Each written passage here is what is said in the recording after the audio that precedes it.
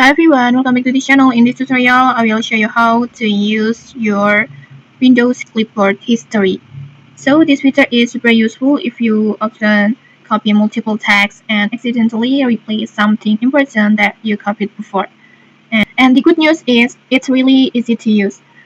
First, make sure you are using Windows 10 or Windows 11. Whenever you copy something using Ctrl plus C, Windows can automatically save it to your clipboard history. For example, in here, I want to copy this text like this, and then I will go to the words like this. And then next, just to open the clipboard history, just simply press Windows key plus V. Press Windows plus V like this. And after that, the clipboard history will appear on your screen like this. In here, you will see a list of the text that you recently copied. And from here, you can just simply click any copied text and it will instantly paste it anywhere you want. For example, I want to paste this one like this.